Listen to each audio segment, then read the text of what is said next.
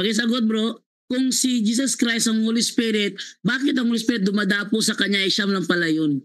Ano nangyari yun eh? Dalawang nakikita rito eh, yung dinadapuan at yung dumadapo. Dalawang nakikita rito eh. Ano nangyari na sa inyo? Siya pa ng Holy Spirit, dumadapo nga sa kanya. Paliwanag mo nga yan. Okay. Ang pagbaba ng banal na espiritu bro ay hindi pagbaba ng posisyon, kundi pagpapakita ng at paglapit sa tao. Ito malapit sa tao. Si Kristo ang dinadapuan, bro. Example si yan Kristo ang dinadapuan. Ng mga tao. Ang nakikita diyan dalawa. Si Kristo na dinadapuan at ang Holy Spirit na dumadapo. Bakit dalawa sila? Isa lang yan sa inyo. Dahil sa katotohanang ipinapangaral ng Santa Iglesia Katolika na hindi maitanggi ng mga protestante sa lungatang aral at bahayag ng mga pastor.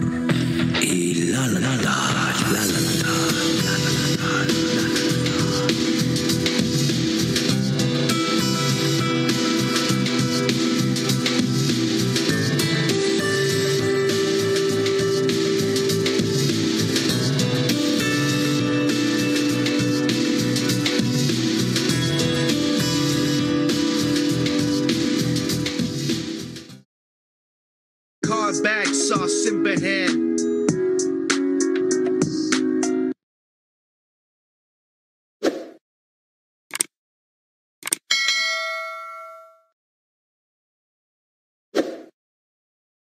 Anong sikta mo bro? Oneness siguro yan bro, oneness. Oneness ka bro, oneness? Ayun. Oneness to, kaya pala. So may talata ka ba sa Bible bro that the Father is the Son and the Son is the Holy Spirit? Meron ba yan o wala? Ano yun bro? Yung turo ng mga oneness na ang Ama siya ang Kristo at ang Kristo siya ang Holy Spirit. May talata ka ba sa Bible that the Father is the Son and the Son is the Holy Spirit? Meron yan o wala? Implicitly yan bro. Implicit. Paano nangyari na nag-uusap? Bro, paano nangyari bro nag-uusap ang ama at ang anak? Balyo lang ang ganyan bali dyan do. Balyo lang yung ganyan, yung kausapin sarili. Yung sa pag-uusap na. Yan na nga. Paano nangyari bro nag-uusap silang dalawa? Correct. Isa lang pala yung ama.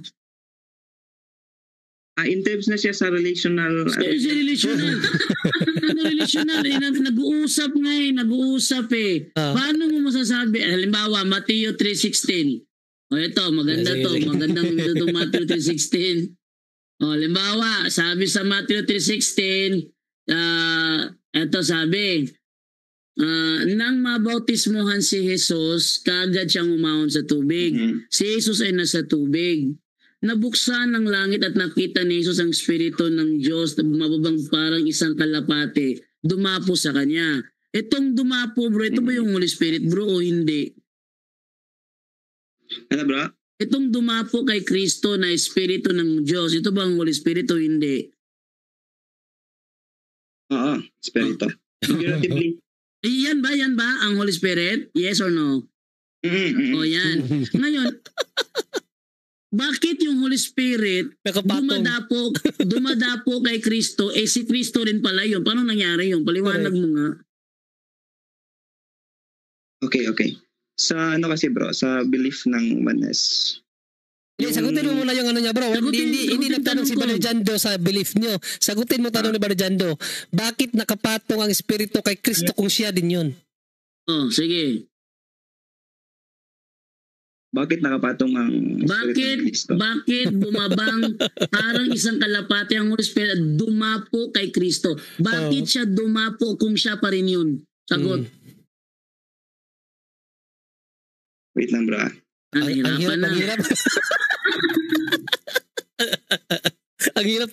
hirap sagutin. Nasa Holy Spirit pa lang ako. Wala pa ako sa Ama. Wala pa ako sa Ama. Holy Spirit pa lang ako.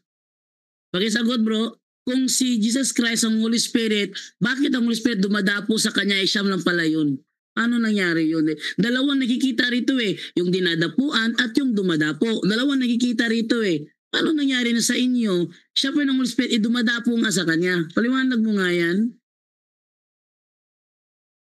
Okay. Ang pagbaba ng banal na espiritu bro ay hindi pagbaba ng posisyon, kundi pagpapakita ng at paglapit sa tao. Ito mo labi sa tao. Si posisyon? Si Kristo ang Example yan, bro. dinadapuan, bro. Example Si yan Kristo sa ang baptism dinadapuan. ng mga tao. Ang nakikita diyan dalawa. Si Kristo na dinadapuan at ang Holy Spirit na dumadapo. Bakit dalawa sila? Isa lang yan sa inyo. Bro, literal ba yan bro? Na dumadapo? Yes, literal bro. Alam mo naman yung literal Nang yan. mabautismuhan si Nakalagay dyan, Jesus, bro. literal siyang binautismuhan Ito ha. sa sagot ko bro. Bro, literal siyang Bro. binautismuhan. Nang mabautismuhan si Jesus, kaagad siyang literal umahon yan, sa tubig. binautismuhan, Tama. Nabuksan Pero ng yung langit. kalapati bro, Literal din nabuksan ng langit. At nabuksan ang langit literal? literal bro, nabuksan ng langit bro. Hindi naman yan imagination eh. Yes, bro.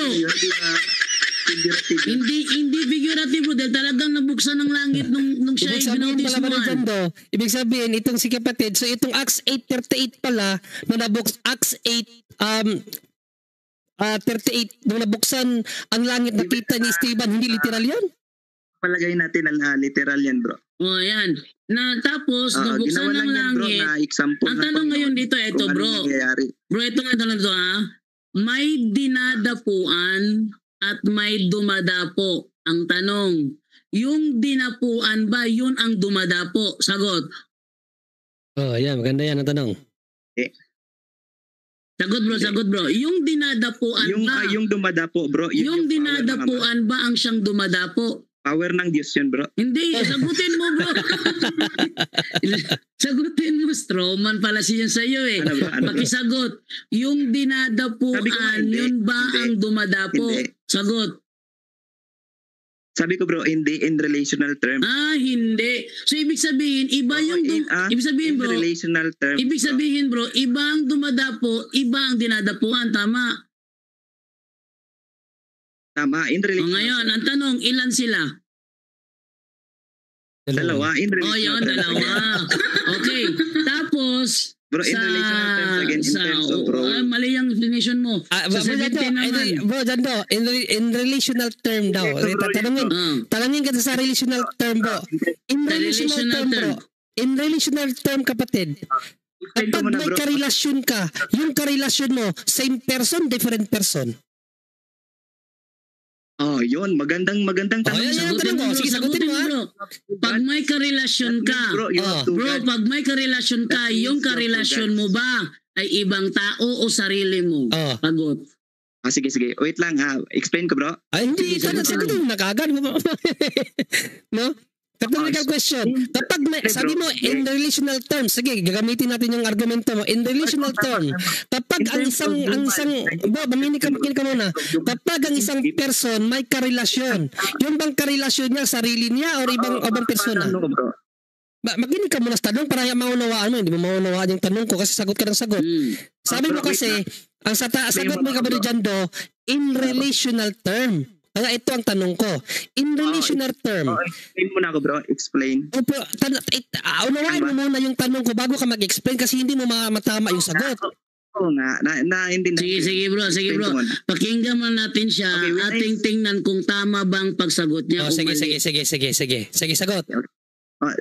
Di ba yung tanong mo bro, in terms sa relationship between a man and a woman, No, dalawa talaga. person. Hindi ako nagtanong sa woman. Wala siyang man na woman. Person. Kahit sino sa relation term Hindi lang. pa ako tapos. Sa relation Person term ang lang. tanong ko, hindi man woman lang. Huwag kang maglagay ng salita na hindi sinabi ni John Ray. Person ang tanong ko. Ano ba yung bro? Tanong ulit. Ayan na nga. Sabi ko nga rin na Hindi makinig eh. nakikinig eh. Hindi. Masyado excited. Sige, ulitin ko yung tanong. Tinanong ka kasi ni Padre Jando. Ang ganda ng tanong ni Padre Jando sa'yo. Ano? At medyo ipit ka talaga doon. Kaya sinabi mo na lang in relational term. Sige, sasakyan ko yung explanation mo na in relational term. Makinig ka muna. So in relational term, ang isang person na may karelasyon, either anak niya, asawa niya, or sa ano pa man, basta persona na may karelasyon. like God Okay. in relational status meron siyang karelasyon, di ba? Ang anak, Ama at Espiritu Santo. So in relational term, yun bang persona na may karelasyon, yun bang karelasyon niya sarili niya o yung ibang persona? In terms lagi bro, in terms of relational in human terms sa atin, No, not just in human term. Gumagawa ka ng sarili mong Huwag kang gumawa sarili mong butas. oh, Gumagawa ka sarili mong Hindi. butas eh. yung bang person. Bro, makinig ka sa tanong para masagot mo ng tama, no? Yun bang sinabi mo na in relational term? Kapag ba ang isang persona may karelasyon, yun bang karelasyon niya? Karelasyon. Ibig sabihin, dalawang magkaiba yun. Yun bang personang may karelasyon? Yun bang karelasyon niya siya din or ibang persona? Sagot. hindi nga. Sabi ko nga hindi. Oo. Ibig sabihin, dalawa sila.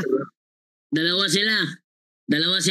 Oo. Ngayon, Oo, dito yun naman pala tayo eh. sa verse 17. Human term yan bro. Ngayon, sa verse 17 naman tayo. Verse 17 naman tayo. Pero yung belief Oh. ng United Pentecost ay yung belief Sige, ng oneness. sa verse 17 naman tayo. Sa verse 17 naman tayo. So, Ay, inaamin hindi pa niya. ako tapos mag-explain. So, hindi, Hindi ako sumagot. mag-explain. Sumagot ka na eh. Lolokohin mo na naman kami. Kailangan mo i-qualify yung sagot. Kailangan mo kasi i-qualify yung sagot. Kung ano talaga. Sige, pakinggan ko yung sagot mo. Sige, go. Okay. Yung sinabi ko na in relational terms, in terms of tayo, isip, tao, dalawa talaga yan. Pero in terms of in the Bible, yung nagpakatao kasi Diyos yun. But in relational terms, But tao? Diyos yun. In relational terms, tinatawag sa anak. Oo. Pero yung Diyos na nagpakatao, Ama siya sa langit. Ano? Ang Diyos na nagpakatao, Ama sa langit? Sige. Ang ama daw sa langit na nagpakatao. Sige, ito ha. Huwag mong bawiin yung sinabi mo ha. Ito ang pagkasabi niya bro. Ito ang pagkasabi niya bro dyan bro. Huwag mong bawiin yun ha. Ang Diyos na nagpakatao ang Ama sa langit. Yan. Huwag mong bawiin yun ha. Sige, sa verse 17 naman tayo. Sa verse 16 kasi, si Kristo ay nasa ilog ng Jordan. Tapos yung Holy Spirit dumadapo sa kanya. Nung siya ay nasa ilog Jordan, may nagsalita sa langit. Sabi sa langit, ito ang minamahal kong anak na lubos kong kinalulugdan. Nung si Kristo ay nasa ilog ng Jordan, sino ang nagsalita sa langit? Ama. Ang Oh. Diyos. Ngayon, sabi mo, yung ama ang nagkatawang tao. Bakit yung katawang tao nasa ilog, siya nasa taas? Of course, omnipresent yung Panginoon. Ano mo? While He is in the role of a son, bro, Bro, while He hindi, is ang in the tanong ko role ba, of a ang son, tanong ko He can ba? still manifest as a role Bro, of father. ang sabi mo, ang ama ang nagkatawang tao. Ang ama ang nagkatawang tao. Paano nangyari na ang katawan nasa ilog, Diyos ang ama nasa nagkatawang taas? tao, bro. Ang sabi ko, ang Diyos ang nagkatawang tao. Sinong Diyos na yun? Ang tinatawag ama o na ang anak? Israel. Sinong Diyos yun? Ang ama o ang anak? Ang ama nga, ang O ang Diyos ama. nga, ang Diyos na Sino tinatawag tong na ama. nagsalita sa langit bro na sabi, ito ang minamahal kong anak. Sino yan? Ang Diyos. Ano? Ang ama ang anak? Kung in terms sa relational sa Israel, bro, tinatawag Sagutin siyang mo. ama. Sino yung salita? Ang Diyos ama ba yun o ang Diyos anak yun? Saan? Yung Yun nasa yung langit. nagsabi, ito ang minamahal kong anak. Sino nang salita nun? Ng Diyos ama o ang Diyos anak? Yung sinasabi mo kasing ang Diyos Ama at ang Diyos Anak, relational again. Hindi, sagutin mo. Sino ang nagsabi na ito ang minamahal In terms kong of anak? role. Sagutin mo bro, sino ang nagsabi na at isang tinig mula sa langit? Yung ama na Yung ama ang nagsabi. Yung ama ang nagsabi. Ang sabi mo, yung ama ang nagkatawang tao. Ang tanong, bakit ang katawang Hindi, tao ang nasa sabi ilog ko- tapos siya nasa Ang taas? sabi ko, yung bro, ang sabi ko, yung iisang Diyos na nagkatawang tao. Hindi mo Nagkarambol-rambol. babaguhin. Nagkarambol-rambol. Bro, nagka-royal rumble na yung mga argumento mo. Huwag kang magra-rumble-rumble dito. Hindi obra yan.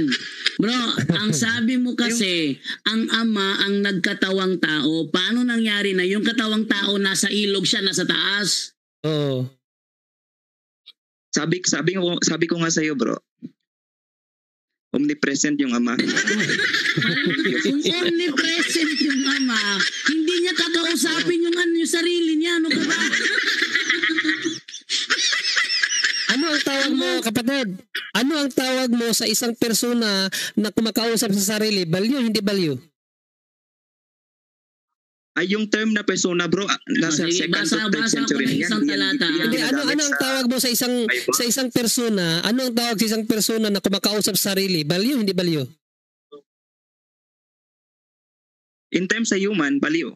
17-11. So, ibig mong sabihin pala, ang human hindi pwedeng salitain ng sarili. Ang Diyos pwedeng salitain ng sarili niya. Pwede. Ano ba naman to? Pwede mo Ito salitain mo. 1:17-11 sabi dito, at wala na ako sa sanlibutan, at ang mga ito ay nasa sanlibutan, at ako'y paririyan sa iyo. Sino ang nagsasalita dyan?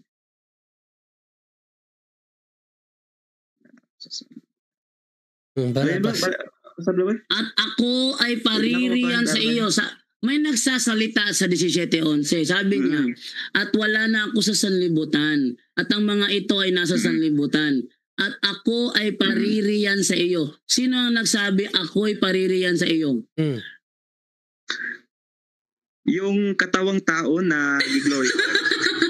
Sino yung katawang tao na yun? Sino yung katawang tao na yun? Yun ba ang ama na nagkatawang tao? Yes. So yun. Yung Diyos. So yung nagsasalita na paririyan ako, yun ang ama na nagkatawang tao. Tama? Tama? Yung Diyos na nagkatawang tao. Yung ama ba ang nagkatawang tao dito? Ano sa salita? Na ako'y paririyan sa iyo. Gamitin natin yung term na Diyos. Hindi. Bro, wag mo kong paglaruan sa fallacy of equivocation. Hindi. Sinabi mo kanina. Amang banal na nakasulat dyan. Bakit Diyos na amang banal na nakasulat dyan, no? Bro, ang sabi mo kanina, ang ama ang nagkatawang tao. Gamitin mo yung Diyos. Ang ama ang nagkatawang tao, yun ang sabi. Wag mo kami paglaruan sa fallacy of Hindi, ang Diyos equivocation. ang nagkatawang tao. Sabi ko, ang Diyos yung nagkatawang tao. Yung Diyos na nagkatawang tao, ang ama, yun ang anak. Sa Israel, bro, yun ang ama. Yun ang ama. So ang ama nagkatawang tao. Itong nagsasalita rito na ako'y paririyan sa iyo. Ito ba yung katawang tao ng ama? Yes or no? Yes. O ngayon, Katawang tao kung ng yan ang Diyos. katawang tao ng ama, sino ang kinakausap niyang amang banal? Sino yung kinakausap niya na amang banal? Sarili niya. Yung father niya, yung nag-cause ng Yung father niya. So yung ama na nagkatawang tao, may ibang ama rin. Dalawa na. Hindi. Nahirapan.